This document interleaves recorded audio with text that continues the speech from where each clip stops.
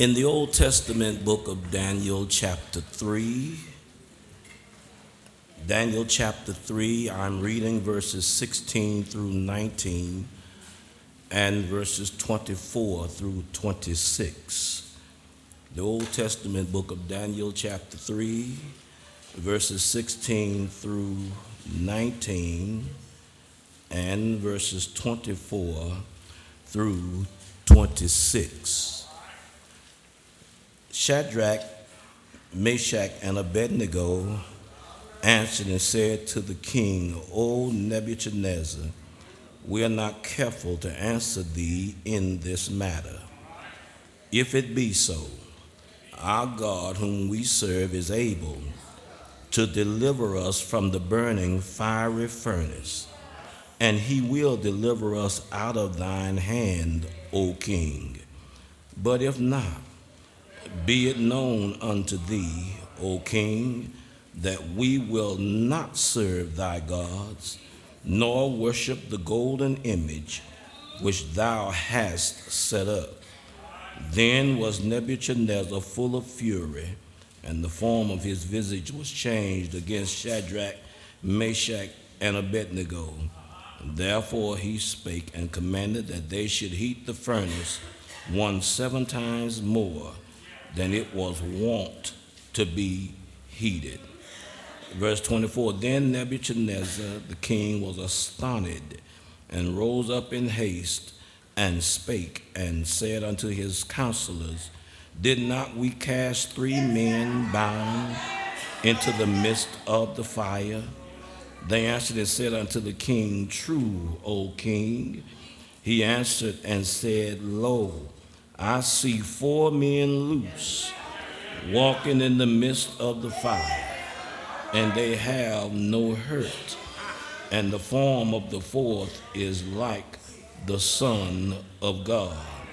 Then Nebuchadnezzar came near to the mouth of the burning fiery furnace, and spake and said, Shadrach, Meshach, and Abednego, ye servants of the Most High God, come forth and come hither. Then Shadrach, Meshach, and Abednego came forth of the midst of the fire. Amen. I want to talk about lessons from 3 men facing a fiery furnace. Lessons from 3 men who were facing a fiery furnace. Amen. Thank you, Urshus. Thank you so much. Amen.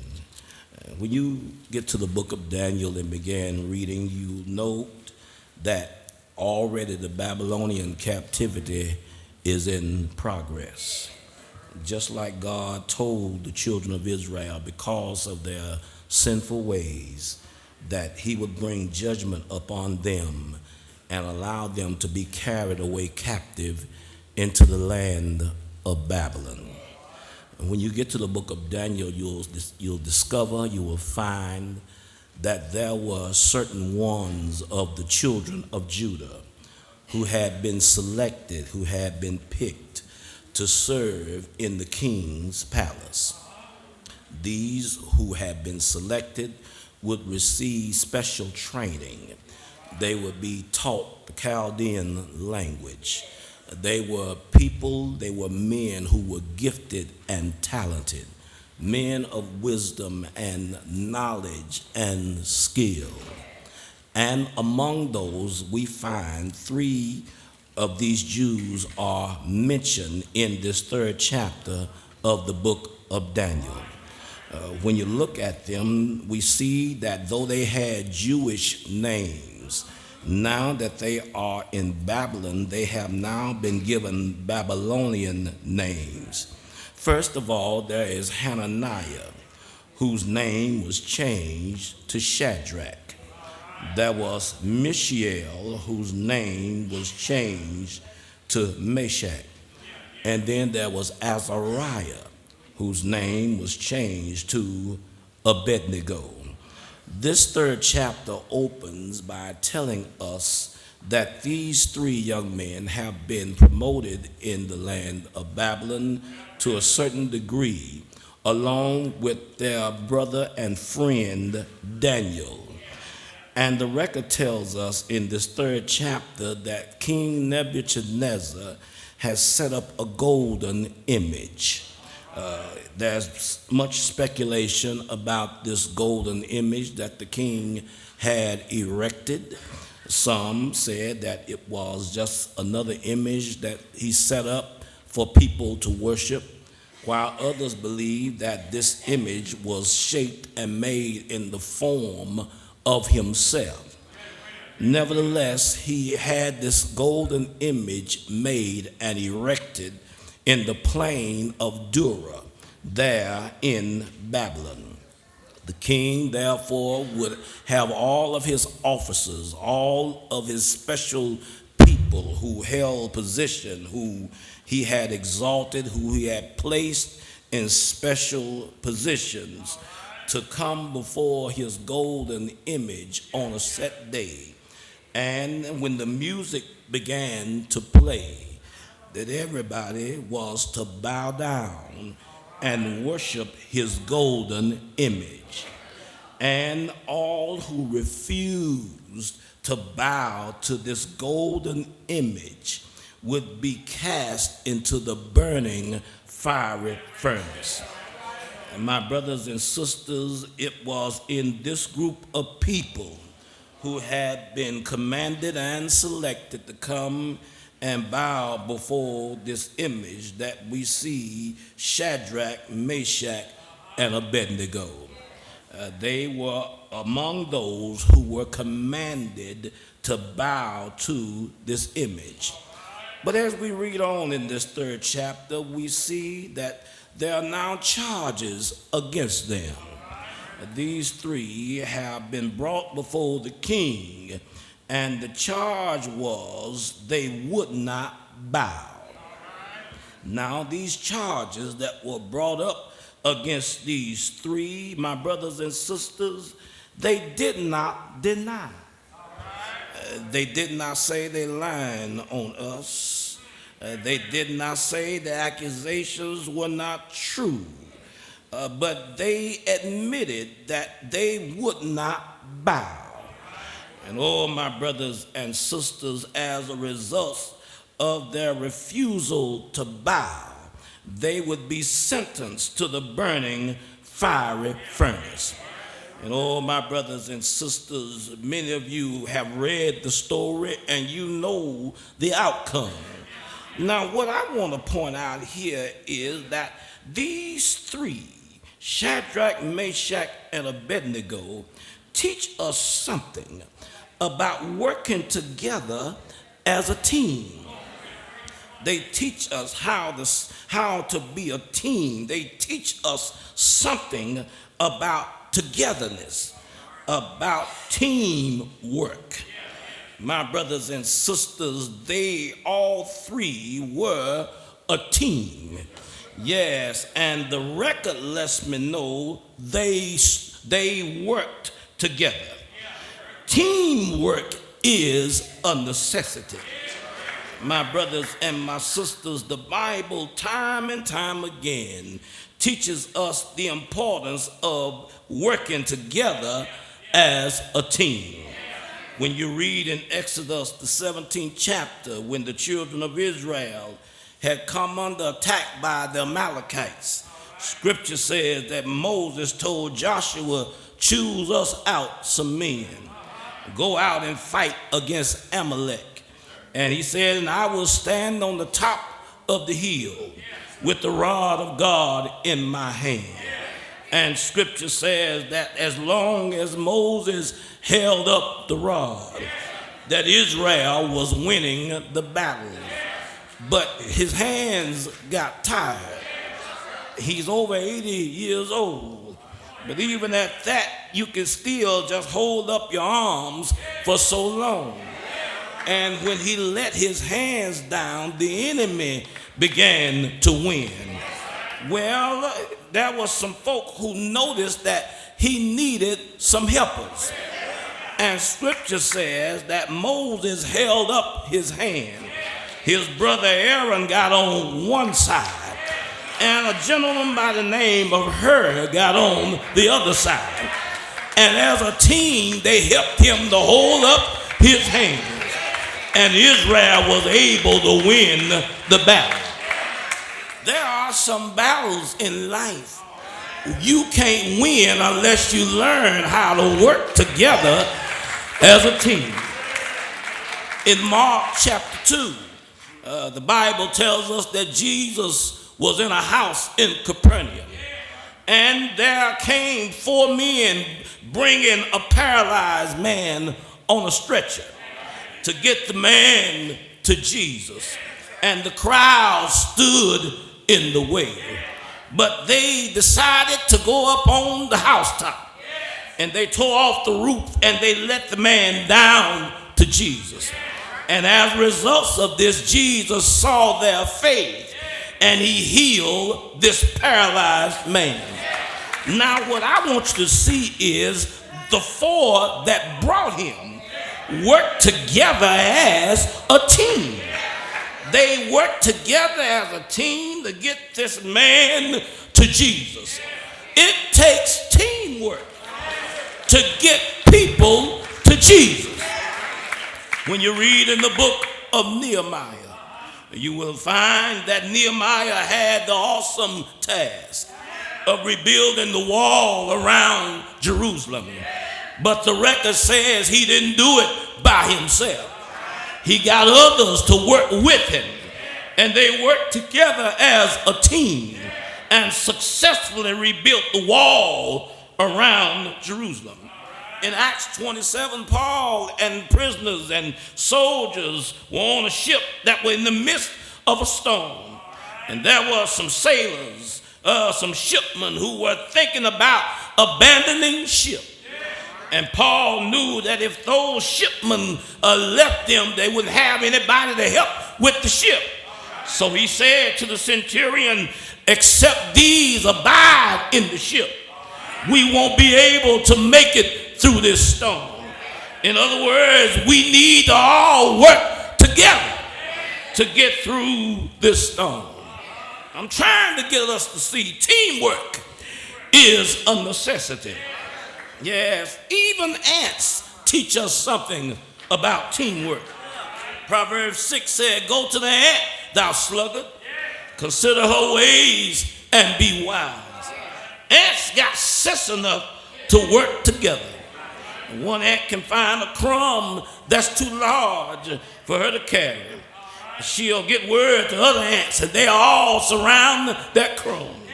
I've seen down through the years, even now, I've seen 3 or 4 ants get one crumb that was too big for one to carry.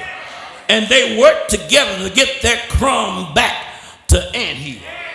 Are y'all praying with me? They teach us something about teamwork. And so, brothers and sisters, the Bible is clear that we got to work together. It takes teamwork to get anything done. Teamwork is needed in our marriages.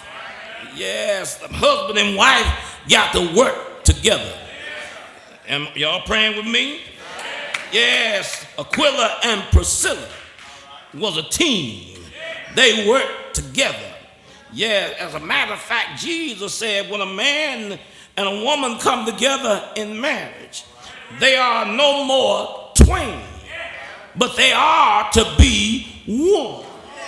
Yes, it takes teamwork in order to keep the marriage. Are y'all praying? Husband and wife got to work together. Yes, that's what marriage is all about. Yes, it takes 2 to keep a marriage. Yes, and you know when I say marriage, marriage consists of a man and a woman. That's marriage. Anything else is perversion. Anything else is an abomination. Yes, brothers and sisters, it takes teamwork for the marriage to work. It takes teamwork to make the home what it ought to be. Jesus said in Mark chapter 3 that if a house be divided against itself, that house will not be able to stand. It takes teamwork. It takes teamwork to raise children. Yes, children sometimes will try to play one parent against the other.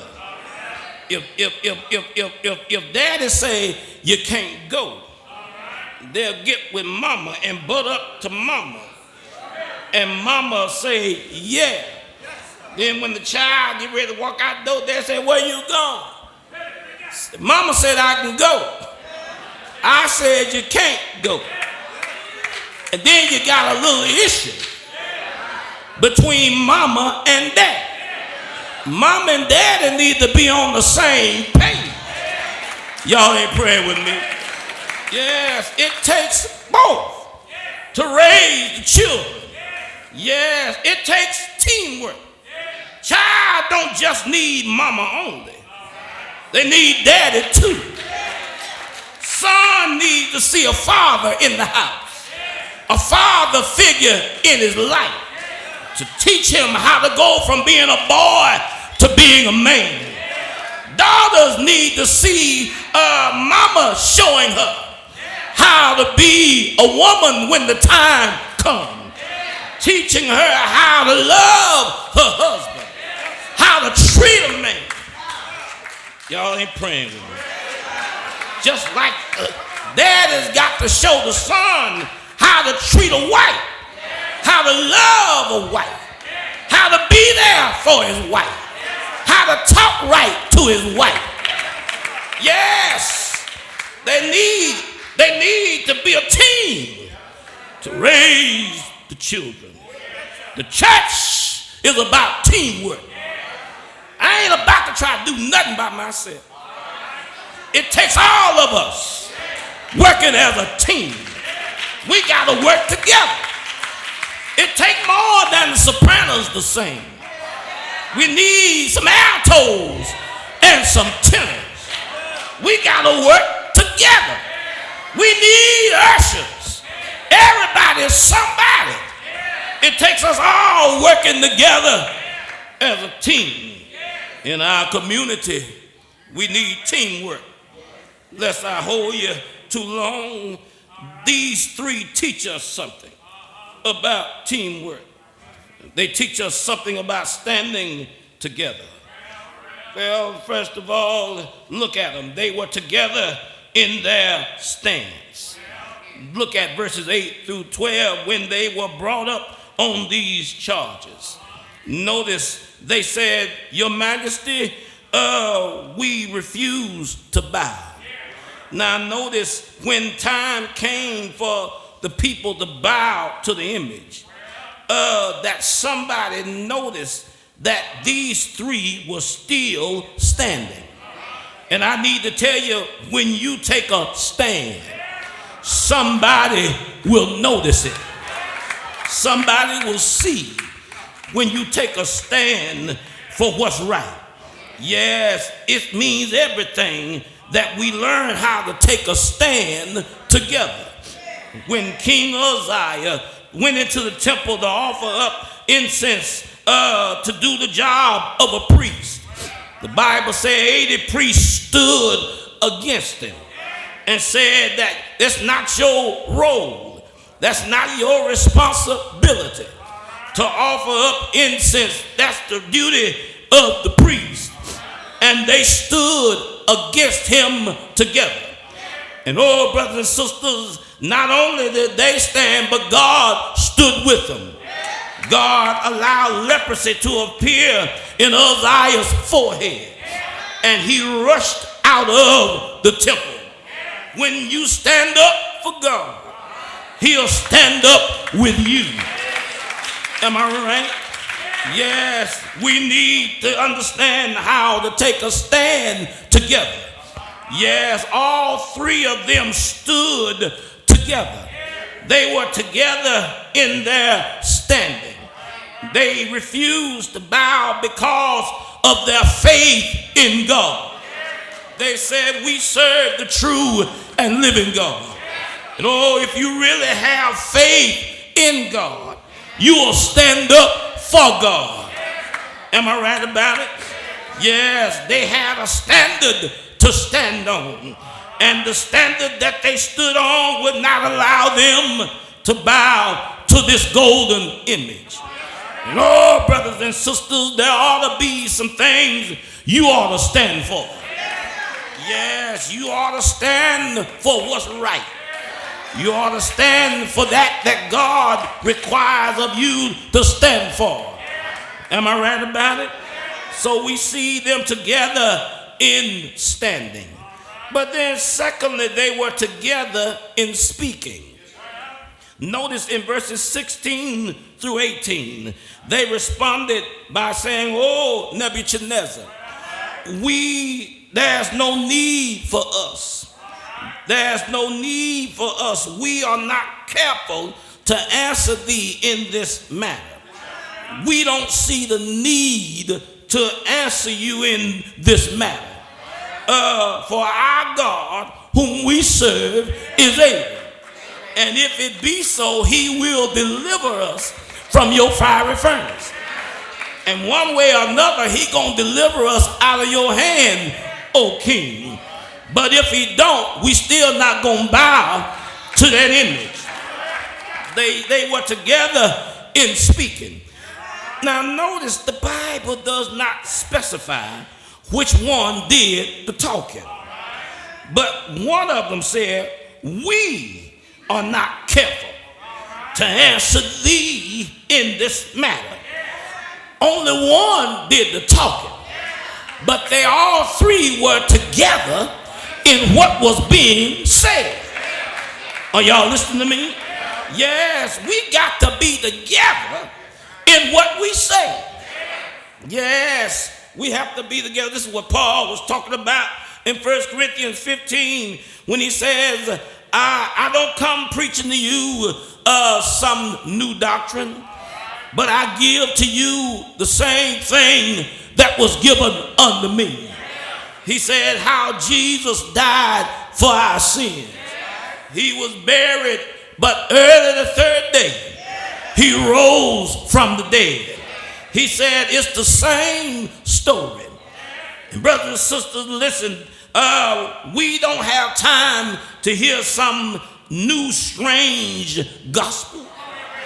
Ain't nothing wrong with the gospel we already have. Yes, there is, people running around talking about, God is doing a new thing. He ain't doing nothing that's contrary to what he's already said. Everything you need to know is right here in the book.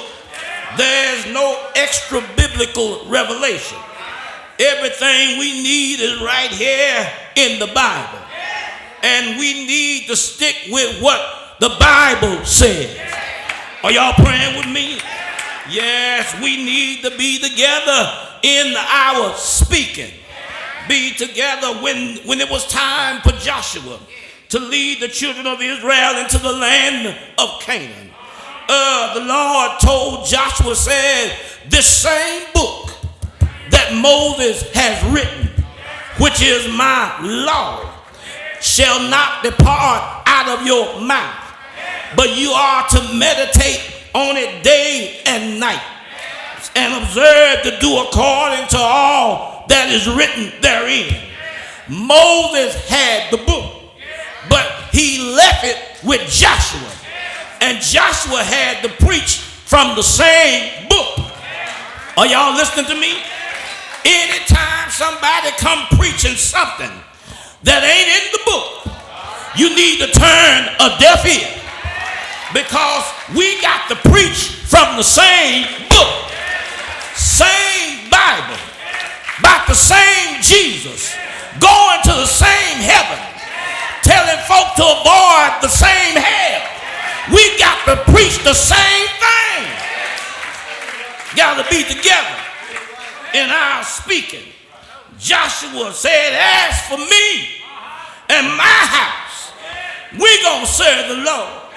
Yes, my brothers and sisters, now as I move on here, I noticed in this 3rd chapter of the book of Daniel that Daniel could not be found. Don't hear from Daniel. Don't see him here in this 3rd chapter. And that lets me know, my brothers and sisters, that there comes a time you got to speak up without depending on somebody else to speak up for you. Yes, in chapters 1 and 2, we've heard from Daniel. But in chapter 3, the Hebrew boys had to learn to speak for themselves. There comes a time in your life you got to quit depending on somebody else to speak up for you. You got to speak for yourself. And so we see them together in speaking. But then finally, not only do I see them together in standing, not only were they a team together in speaking, but I want to close by telling you they were together in surviving. Oh, my brothers and my sisters, the Bible lets us know they were sentenced to the burning fiery furnace. The Bible says all 3 men were cast into this burning fiery furnace. But oh, my brothers and my sisters, the king himself testified as to what happened. He said to his servants, did not we put 3 into the furnace? They said, yes, we put 3 in. He said, well, I see 4 men loose, walking in the midst of the burning furnace. And the 4th looks like the Son of God. Now, my brothers and my sisters, the record lets me know that these 3 who were put in the furnace together are the same 3 that came out together. Am I right about it? Now, notice when they were put in, the record said they were thrown in. But when coming out time came, they walked out. Have I got a witness? You know, my brothers and my sisters, if you stand up for God, if you speak up for God, He can get you through some terrible things. Have I got a witness? Yes, the record lets me know they made it through the furnace because the Lord was there. Have I got a witness? Anybody here know when you need Him, He's always there. When you need Him most, He'll show up on your behalf. Ain't God all right? The record says they were free, walking in the furnace. When they were thrown in, they were bound. But God used the fire to burn the ropes off their wrists. And now they are free.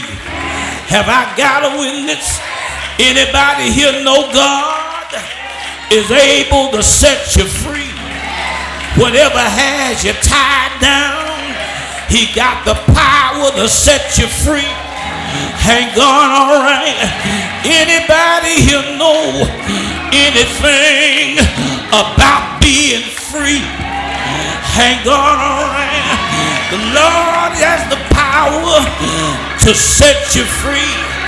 He's in the business of setting folk free. Jesus said, ye that shall know the truth, you will know the truth, and the truth will make you free. Ain't God all right?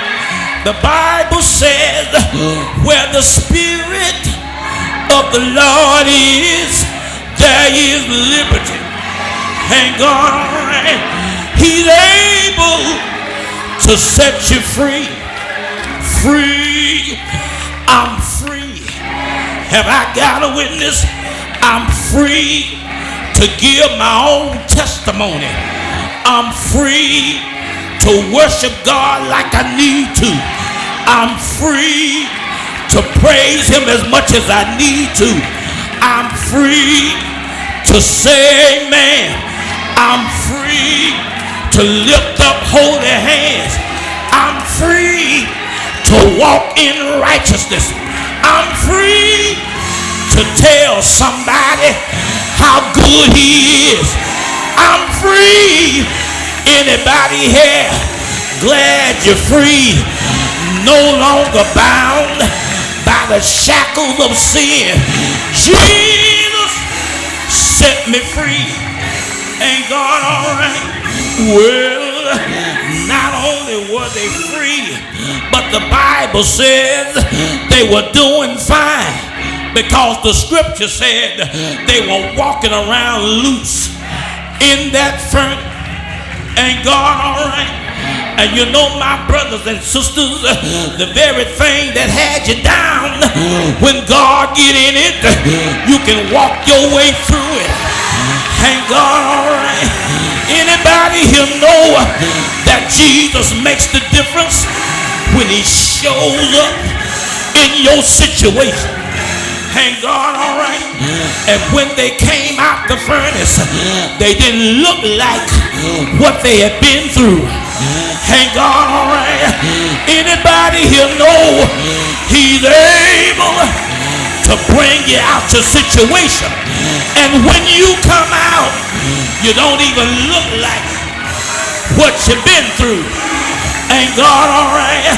Anybody here know he's able to take care of his own? He's able to see you through tough times. He's able to walk you through your trials. Ain't God all right?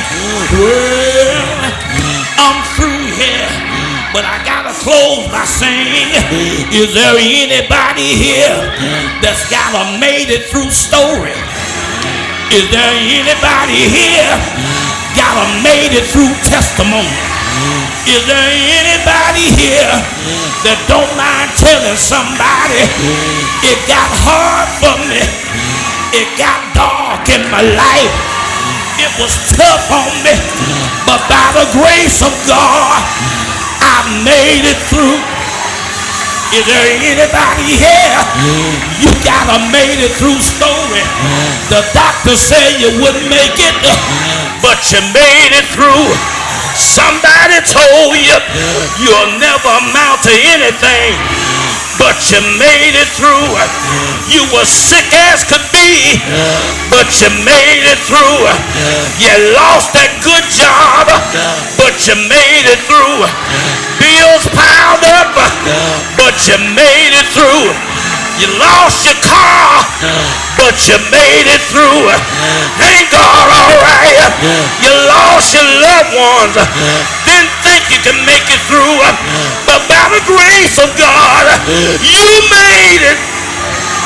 Yeah, you made it.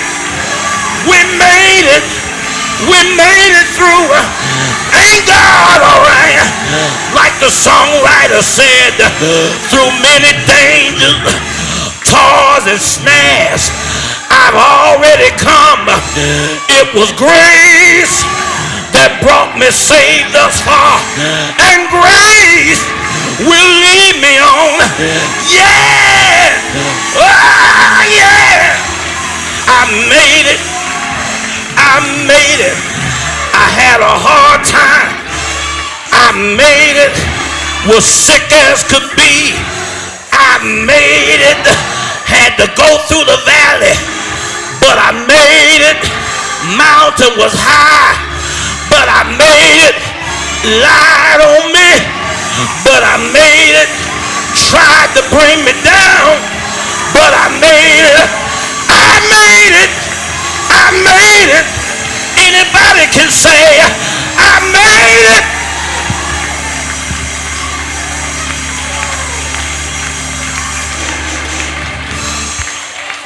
God bless you. Because of Jesus. I've been through the storm and rain, but I made it.